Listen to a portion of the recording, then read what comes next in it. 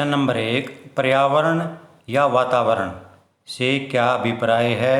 यह कितने प्रकार के होते हैं? खेलों के लिए स्वस्थ वातावरण कैसे रखना चाहिए? वातावरण या पर्यावरण शब्द की उत्पत्ति इन्वायरन शब्द से हुई है, जिसका अर्थ है घेर लेना। अर्थात कोई भी वस्तु जो हमें चारों ओर से घेर लेती है उसे वातावरण या पर्यावरण कहते हैं। वातावरण उन सभी वस्तुओं से बना है जो हमारे जीवन को किसी न किसी रूप में प्रभावित करती हैं। पृथ्वी पर मानव सहित अनेक जीव जंतु पशु पक्षी रहते हैं। इन सभी जीवों का स्वास्थ्य वातावरण पर ही निर्भर करता है। वातावरण की परिभाषाएं। नंबर 1, पर्यावरण उन सभी दशाओं का योग है जो किसी स्थान पर व किसी समय में मानव को घेरे हुए हैं। नंबर 2, पर्यावरण मनुष्य के चारों ओर के उन सभी सामाजिक, आर्थिक, भौतिक व रासायनिक तत्वों का मेल है जिनसे वह प्रभावित होता है और जिन्हें वह प्रभावित करता है। वातावरण 2 प्रकार का होता है। नंबर 1, भौतिक वातावरण। भौतिक वातावरण को प्राकृतिक वातावरण भी कहते हैं। इसमें हमारे चारों ओर उपस्थित हवा, पानी, भूमि, पेड़ पौधे, मौसम, जलवायु, आकाश, पशु पक्षी, जीव जंतु सभी को शामिल किया जाता है जो हमारे पर प्रभाव डालते हैं। नंबर 2, सामाजिक वातावरण। इसे मानव वातावरण या कृत्रिम वातावरण भी कहते हैं। इसमें हमारे घर, स्कूल, हॉस्पिटल, सार्वजनिक स्थल, उद्योग, कारखाने, हमारे रीति रिवाज और परंपराएं, हमारे कानून आदि शामिल होते हैं जिनसे हम प्रभावित होते हैं। खेल के मैदान की देखभाल करते समय कौन कौन सी सावधानियां बरतनी चाहिए? नंबर 1, आवारा जानवरों से बचाने के लिए मैदान के चारों तरफ दीवार बना देनी चाहिए। नंबर 2, दर्शकों के बैठने के लिए अलग से जगह होनी चाहिए। नंबर 3, मैदान की नियमित सफाई होनी चाहिए, नहीं तो उसमें खड्डे हो सकते हैं, उसमें पत्थर, कंकड़ व कांटे हो सकते हैं जिससे चोट लग सकती है। नंबर 4, पुरुषों और महिलाओं खिलाड़ियों के लिए अलग अलग शौचालयों का प्रबंध होना चाहिए। इससे साफ सफाई रहती है व दुर्गंध भी नहीं आती। नंबर 5, खिलाड़ियों को खेल भावना से खेल नियमों का पालन करना चाहिए। नंबर 6, खेल स्टेडियम में योग्य व कुशल प्रशिक्षकों की नियुक्ति होनी चाहिए ताकि वे खिलाड़ियों का मार्गदर्शन कर सकें। नंबर 7, खेल अधिकारियों की निगरानी में खेल मुकाबले होते रहने चाहिए। नंबर 8, प्राथमिक सहायता बॉक्स यानी फर्स्ट एड बॉक्स और पीने के पानी का उचित प्रबंध होना भी जरूरी है। प्रश्न नंबर 2, स्वस्थ वातावरण किसे कहते हैं? अपने स्वास्थ्य को ठीक रखने के लिए किन किन नियमों का पालन करना चाहिए? स्वस्थ वातावरण का अर्थ है अपने आसपास की साफ सफाई रखना, जिससे मानव तंदुरुस्त और खुशियों से भरपूर जीवन का आनंद उठा सके। यदि हम अपने घर, गली और गांव को साफ सुथरा रखें तो हम स्वास्थ्यवर्धक वातावरण बना सकते हैं। यदि कोई देश अपने नागरिकों के स्वास्थ्य को उत्तम बनाना चाहता है तो उसे स्वस्थ वातावरण बनाना पड़ेगा। स्वस्थ वातावरण में ही हम अपने स्वास्थ्य को सेहतमंद और निरोग बना सकते हैं। स्वस्थ रहने के लिए किन किन नियमों का पालन करना चाहिए? नंबर 1, शारीरिक संस्थानों व अंगों का ज्ञान। हमें समय समय पर डॉक्टरी जांच भी करवाते रहना चाहिए। नंबर 3, नींद और आराम। निद्रा और विश्राम भी स्वस्थ शरीर के लिए अनिवार्य हैं। नंबर 4, प्रतिदिन व्यायाम जरूरी।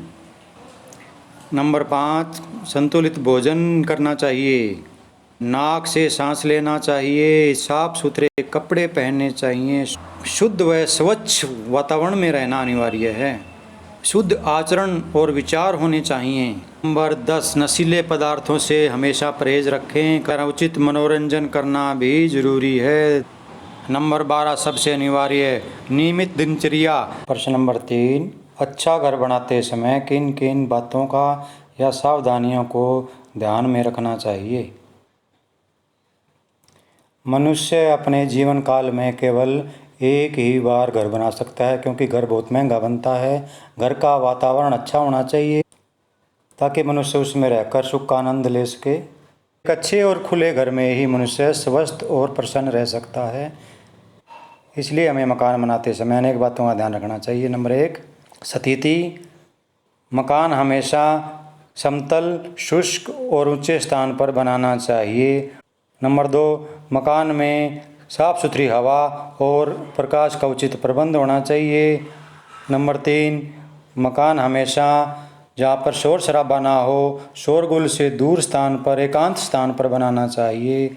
नंबर 4, मकान बनाते समय इस बात पर विशेष ध्यान रखें कि हमारे पड़ोसी अच्छे होने चाहिए, अन्यथा आपको अनेक परेशानियों का सामना करना पड़ सकता है।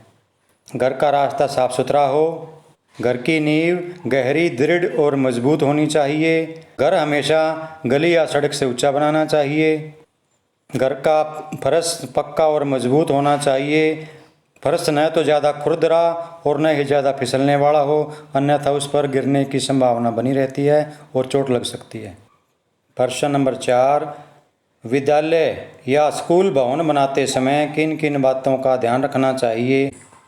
स्कूल बच्चों का भविष्य उज्जवल बनाने में महत्वपूर्ण भूमिका निभाते हैं। स्कूल में पढ़कर ही बच्चे अच्छे नागरिक बनकर समाज और देश के विकास में योगदान देते हैं। यह तभी हो सकता है जब स्कूल का वातावरण उच्च क्वालिटी का हो। स्कूल बनाते समय हमें निम्नलिखित बातों का ध्यान रखना चाहिए। Number 1, position. विद्यालय में सभी कक्षाओं के लिए अलग अलग कमरे होने चाहिए। कक्षा के सभी कमरे खुले व हवादार हों। उनमें बिजली और पंखों का उचित प्रबंध हो। बच्चों के शारीरिक और मानसिक विकास के लिए खेल के मैदान का होना बहुत ही अनिवार्य है। विद्यालय के अंदर कुर्सी, मेज और बेंचों का उचित प्रबंध होना भी बहुत जरूरी है। नंबर 5, कमरों के अंदर साफ सुथरी हवा और प्रकाश का उचित प्रबंध होना भी बहुत जरूरी है। लड़के और लड़कियों के लिए अलग अलग शौचालय का प्रबंध होना भी बहुत जरूरी है। नंबर 7, शीतल और स्वच्छ जल का विद्यालय के अंदर होना बहुत ही अनिवार्य है। विद्यालय के अंदर फूल भरा बगीचा और घास का मैदान होना बहुत ही जरूरी है। विद्यालय हमेशा शोरगुल, सड़क व कारखानों से दूर बनाना चाहिए ताकि विद्यालय का वातावरण साफ सुथरा और हरा भरा रहे। विद्यालय में योग्य, प्रशिक्षित और बुद्धिमान स्कूल प्रबंधन का होना बहुत ही अनिवार्य है। प्रश्न नंबर 6, घर में गंदगी कैसे फैलती है? घर की सफाई के लिए किन किन बातों पर ध्यान देना आवश्यक है? प्रश्न नंबर 7, स्कूल की सफाई हेतु किन किन बातों की ओर विशेष ध्यान देना चाहिए? हम 2 प्रश्नों को याद करेंगे। घर में गंदगी फैलने के मुख्य कारण नंबर 1, कूड़े के लिए उचित स्थान का न होना। छोटे घर में अधिक सदस्यों का रहना। नंबर 3, गंदे पानी की निकासी का प्रबंध न होना। नंबर 4, घर के सदस्यों को सफाई का ज्ञान न होना। घर की सफाई हेतु किन किन बातों को ध्यान में रखना चाहिए? नंबर 1, घर के आसपास गंदा पानी इकट्ठा न होने दें। नंबर 2, घर के आसपास कूड़े करकट का ढेर न लगने दें। 3, घर के सामान को उचित स्थान पर रखना चाहिए।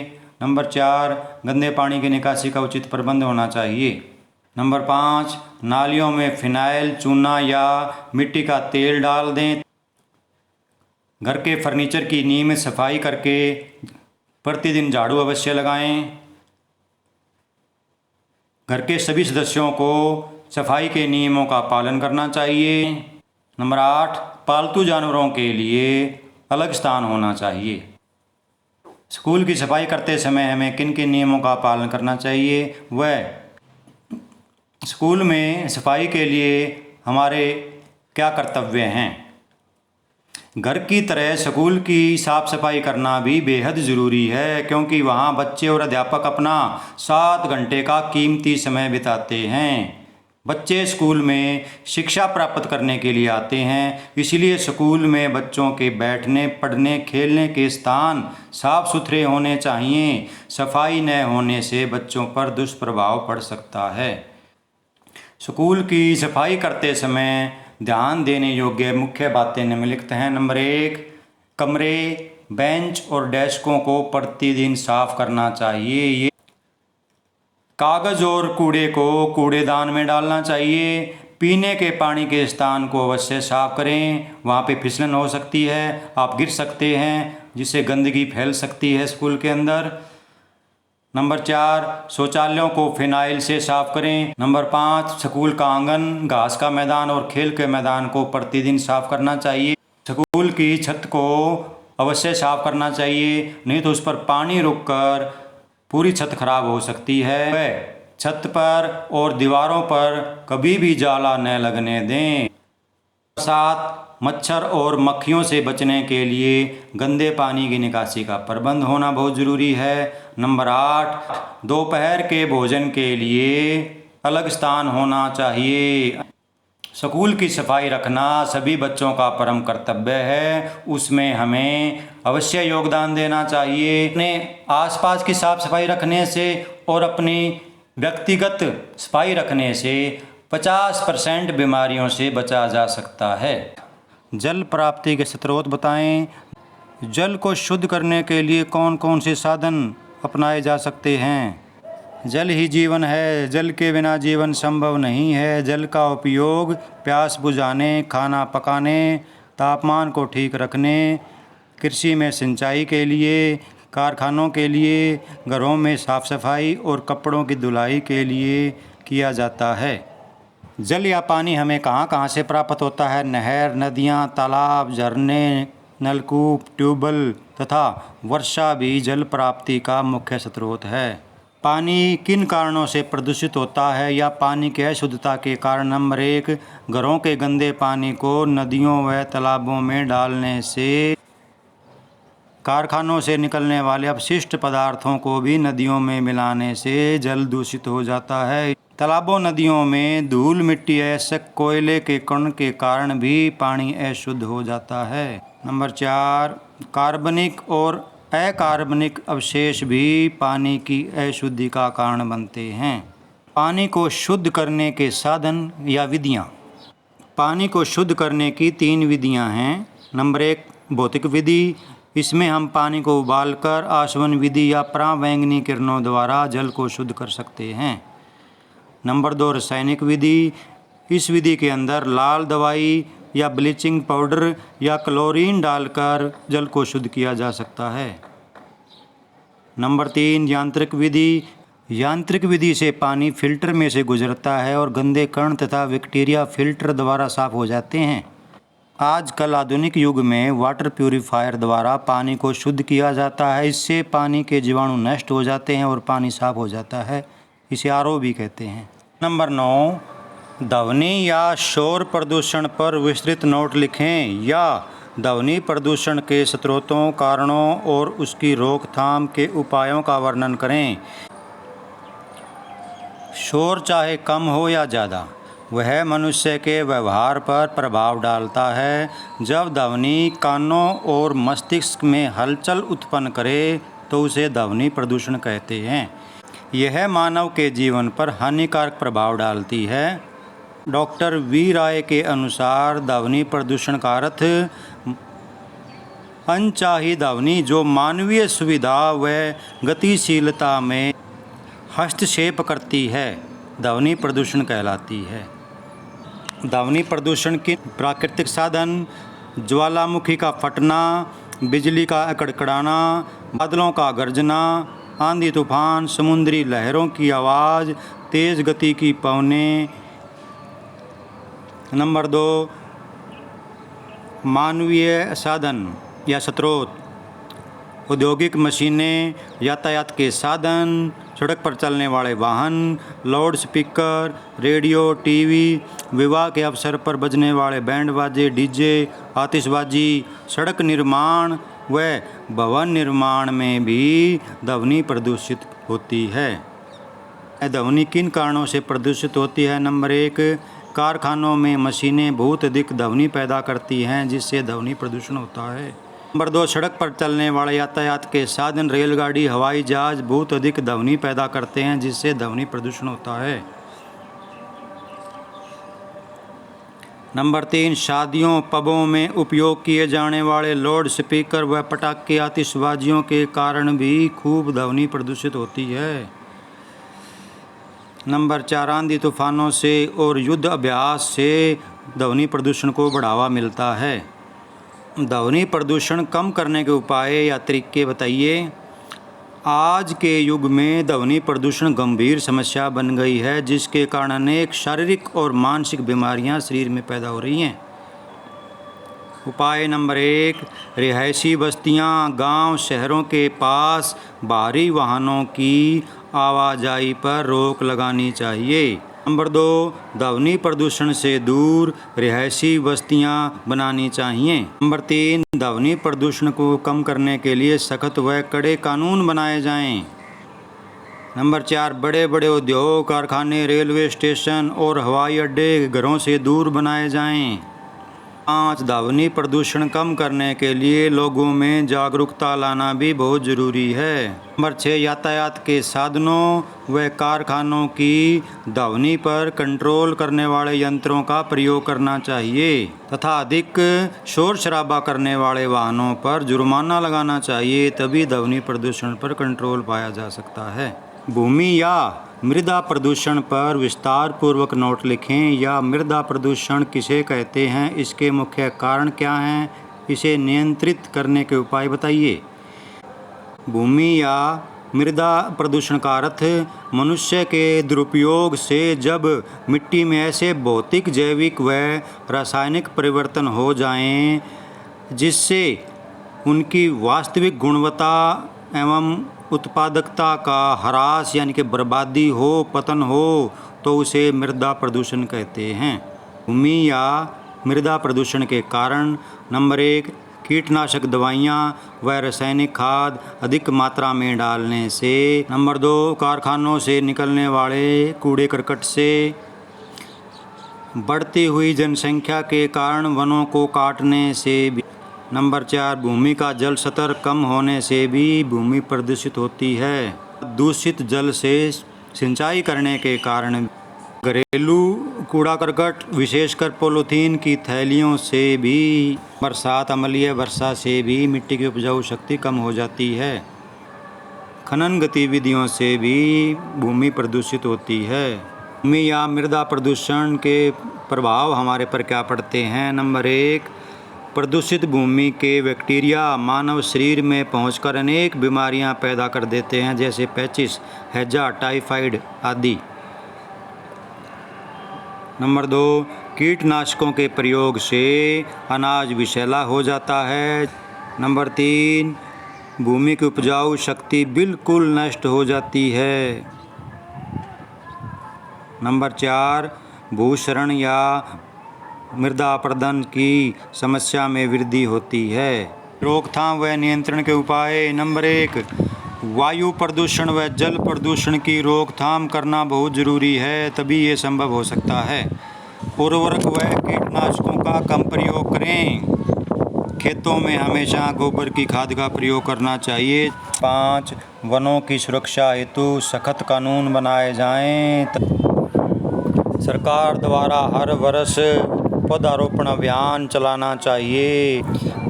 वायु प्रदूषण से आप क्या समझते हैं? वायु प्रदूषण के प्रभाव और नियंत्रण के उपायों का वर्णन करें। जब वायु में निश्चित मात्रा से अधिक विषैली और हानिकारक गैसें तथा धूलकण मिल जाते हैं तो उसे वायु प्रदूषण कहते हैं। वायु प्रदूषण के प्रभाव क्या हैं? नंबर 1, शरीर पर प्रतिकूल प्रभाव पड़ता है। वायु प्रदूषण के कारण अनेक बीमारियां शरीर में उत्पन्न हो जाती हैं, जैसे दमा, कैंसर, त्वचा के रोग और एलर्जी, जिनका इलाज करना भी बहुत मुश्किल होता है। नंबर 2, ऑक्सीजन की कमी से निमोनिया एवं फेफड़ों का कैंसर भी हो सकता है। नंबर 3, वायु प्रदूषण के कारण तापमान में वृद्धि होने से वनस्पति जगत पर भी बुरा प्रभाव पड़ता है। नंबर 4, वायु प्रदूषण के कारण अम्लीय वर्षा में वृद्धि बूंदाबांदी होती है जिससे फसलों को नुकसान होता है। वायु प्रदूषण के कारण क्या हैं? किन कारणों से वायु दूषित होती जा रही है? नंबर 1, आंधी तूफान में उठने वाले धूल कणों से। नंबर 2, कारखाने और यातायात के साधनों से निकलने वाले धुएं से। नंबर 3, खेतों में अधिक कीटनाशक व उर्वरक डालने से भी। नंबर 4, लोगों द्वारा खुले में घरेलू कूड़े करकट को फेंकने से भी वायु दूषित होती है। लकड़ी जलाने से, ईंधन जलाने से, पटाखे और आतिशबाजी छोड़ने से भी वायु प्रदूषित होती है। नंबर 6, लोगों द्वारा तंबाकू व हुक्का पीने से, धूम्रपान, बीड़ी सिगरेट पीने से भी, कारखानों से निकली जहरीली गैसों से भी वायु दूषित होती है। वायु प्रदूषण को नियंत्रित करने के उपाय बताएं। नंबर 1, शहर व गांव के आसपास कारखानों पर पाबंदी लगानी चाहिए। कारखानों को आबादी से दूर लगाकर उनकी चिमनियों को ऊंची करनी चाहिए ताकि धुआं ऊपर चला जाए, नीचे ना आए। कारखानों और यातायात के साधनों के धुएं पर कंट्रोल किया जाए। खेतों में फसलों के लिए कीटनाशक और उर्वरकों का कम प्रयोग करना चाहिए। घरेलू कूड़े करकट को खुले में न डालकर एक खड्डे में डालना चाहिए। लकड़ी, ईंधन व उपले जलाने की अपेक्षा सीएनजी गैस और सौर ऊर्जा का प्रयोग करें। इससे वायु प्रदूषण होने से काफ़ी हद तक कंट्रोल किया जा सकता है।